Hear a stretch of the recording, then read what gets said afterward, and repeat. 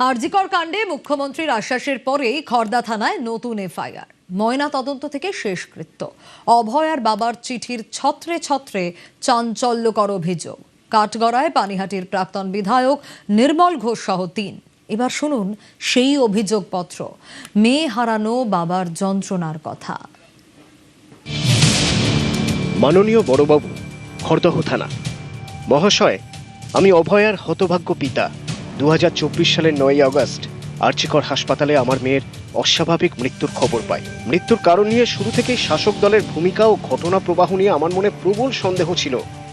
ময়নাতদন্তের প্রক্রিয়া নিয়েও আমার সন্দেহ রয়েছে, কারণ ময়নাতদন্তের পর মৃতদেহ আমাদের পরিবারকে না দিয়ে সোমনাথ দে ওই দিন সন্ধ্যে 7টা নাগাদ গ্রিন করিডর করে মৃতদেহ নিয়ে আমাদের বাড়ির উদ্দেশ্যে রওনা হয়।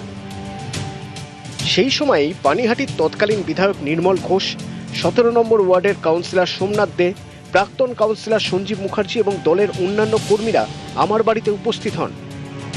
তারা জোর করে বাড়িতে প্রবেশ করেন এবং মৃতদেহ দ্রুত শ্মশানে নিয়ে গিয়ে পুড়িয়ে ফেলার জন্য হুমকি দেন। সামাজিক আচার অনুষ্ঠান সম্পন্ন করার আগেই তারা আমার ইচ্ছার বিরুদ্ধে জোর করে মেয়ের মৃতদেহ পানিহাটি শ্মশানে নিয়ে যান। দ্বিতীয়বার ময়নাতদন্তের দাবি জানানো থেকে আমাকে বিরত রাখতে জনপ্রতিনিধি হওয়া সত্ত্বেও তারা রাজনৈতিক প্রভাব খাটিয়ে তাড়াহুড়ো করে আমার মেয়ের শেষকৃত্য সম্পন্ন করেন। শ্মশানে অপেক্ষমান অন্য দুটি মৃতদেহকে পাশ কাটিয়ে তারা আমার মেয়ের মৃতদেহকে আগেই পুড়িয়ে ফেলার ব্যবস্থা করেন, যার উদ্দেশ্য ছিল সম্ভবত অপরাধী বা অপরাধীদের আড়াল করার লক্ষ্যে প্রমাণ ধ্বংস বা গায়েব করে দেওয়া। তারা জোর করে শ্মশানে প্রবেশ করেন এবং মৃতদেহ দাহ করার আগে আমাদের কোনো ধর্মীয় শেষকৃত্য পালন করতে দেওয়া হয়নি। এভাবেই এক গভীর ষড়যন্ত্রের মাধ্যমে আমার ইচ্ছার বিরুদ্ধে পানিহাটি শ্মশানে টিএমসির নেতাদের দ্বারা আমার মেয়ের শেষকৃত্য সম্পন্ন করা হয়। আমাদের অগোচরে ও অনুমতি ছাড়াই তারা সমস্ত নথিপত্রের কাজ সম্পন্ন করেন। পরবর্তীতে আমি জানতে পারি যে সঞ্জীব মুখার্জি নামে এক ব্যক্তি খাট সার্টিফিকেটের তথ্য প্রদানকারী হিসেবে স্বাক্ষর করেছিলেন, যিনি আমাদের কাছে সম্পূর্ণ অপরিচিত ছিলেন।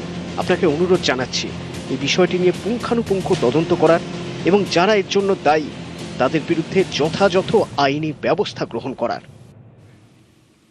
প্রকাশ্যে এলো অভয়ার বাবার চাঞ্চল্যকর চিঠি। গতকালই খড়দা থানায় নতুন করে অভিযোগ জানিয়ে চিঠি দেন অভয়ার বাবা, যার প্রেক্ষিতে ইতিমধ্যেই নতুন এফআইআর পুলিশের। সেই চিঠির ছত্রে ছত্রে ভয়ঙ্কর নিষ্ঠুরতার অভিযোগ। আমার মেয়েকে তাড়াতাড়ি পুড়িয়ে দিয়েছিল, সেই ব্যাপারটা নির্মল ঘোষ, সঞ্জীব মুখার্জি আর সোমনাথ দে, কেন এর কি উদ্দেশ্য ছিল?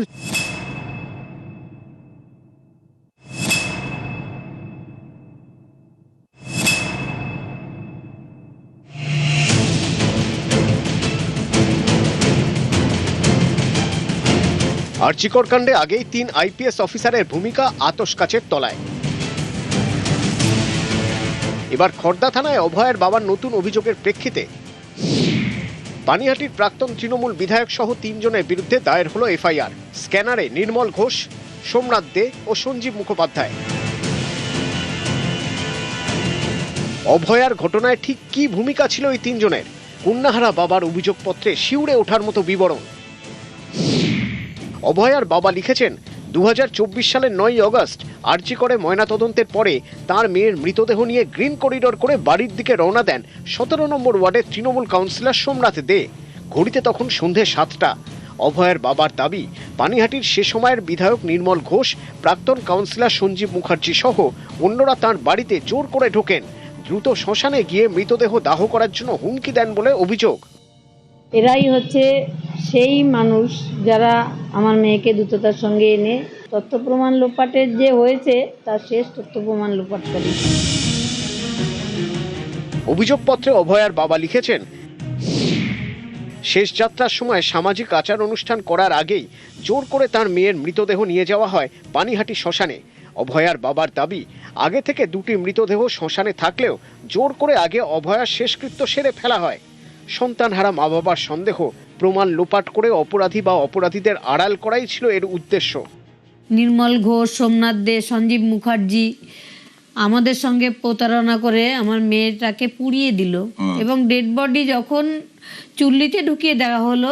একটা শব্দহারা বাবা মা তার সামনে গিয়ে নির্মল ঘোষ সঞ্জীব মুখার্জির পিঠ চাপড়ে বলছে, ওয়েল ডান বয়, ওয়েল ডান বয়। পানিহাটির অভয়ার বাবার অভিযোগের পরই নড়ে চড়ে বসলো খড়দহ থানার পুলিশ এবং খড়দহ থানা তদন্তকারী আধিকারিক। তারা পানিহাটি শ্মশানে এসে ফটোগ্রাফি করলেন এবং এখানকার যিনি ম্যানেজার রয়েছেন ভোলানাথ পাত্র, তার অফিসে গিয়ে কিন্তু জিজ্ঞাসাবাদ করছেন।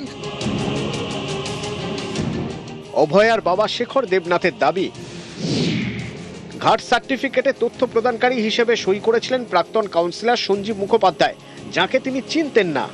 দাহ করার যে কাগজ, সেখানে নাকি তিলোত্তমার বাবা মার সই ছিল না। সই ছিল না, সঞ্জীব মুখার্জি সই করেছিল। সই তো আমার আছে, একদম স্পষ্ট পুরো নাম দিয়ে লিখে করেছি, মানে শর্ট সিগনেচার করেও নিইনি। নিচে আমার ফোন নাম্বার, টেলিফোন নাম্বারটাও দিয়ে রাখা আছে। কারণ কেন করছেন এগুলো? কোভিডের সময় অভয়ার পরিবার আপনাকে বলেছিল দায়িত্ব নিতে? অবশ্যই। শেখর দেবনাথের অভিযোগের ভিত্তিতে খড়দা থানার পুলিশ ভারতীয় ন্যায় সংহিতার 9টি ধারায় এফআইআর দায়ের করেছে। বিএনএস এর 238 নম্বর ধারায় প্রমাণ লোপাটে ভুল তথ্য দেওয়া, 255 নম্বর ধারায় অপরাধীকে আড়াল করতে আইন ভঙ্গ, বিএনএস এর 3 নম্বর ধারার 5 নম্বর উপধারায় একই উদ্দেশ্যে একাধিক ব্যক্তির সংগঠিত অপরাধ, 301 নম্বর ধারায় মৃতদেহের প্রতি অসম্মান ও শ্মশানে অনধিকার প্রবেশ, 61 নম্বর ধারায় অপরাধমূলক ষড়যন্ত্রের মতো গুরুতর ধারায় মামলা রুজু হয়েছে। বিরলের মধ্যে বিরলতম অপরাধ, সেই ক্ষেত্রে যদি সিবিআই এই ধরনের তদন্ত করে, যার জন্য আবার নতুন করে এসআইটি গঠন করতে হয়, তাহলে আসলে সর্ষের মধ্যে ভূত লুকিয়ে আছে বলে আমাদের ধারণা। যদি এই দাহ কার্য নিয়ে কোনো অন্যায় কিছু থাকে, নিশ্চয়ই সিবিআই সেটা খোঁজ নিত। এরপরে না বিপদে পড়া পরিবারকে পাড়া প্রতিবেশীরা সাহায্য করতে যেতে ভয় পাবে, এমন কিছু করবেন না। মুখ্যমন্ত্রী হিসেবে শপথ নেওয়ার পরই আরজিকর কাণ্ডে 3 আইপিএস অফিসারকে সাসপেন্ড করে তদন্তের আওতায় আনেন শুভেন্দু অধিকারী। এরপর গত রবিবার পানিহাটিতে গিয়ে অভয়ার পরিবারকে সুবিচারের আশ্বাস দেন তিনি। অভয়া বলিনি, মানুষ আমাদের জিতিয়েছে অভয়ার বিচার দিতে। আমার লিমিটেশনের মধ্যে আমি কমিটেড, আমি কমিটেড, আমি কমিটেড। মুখ্যমন্ত্রী একথা বলার পরই খড়দা থানায় অভিযোগ দায়ের করেন শেখর দেবনাথ।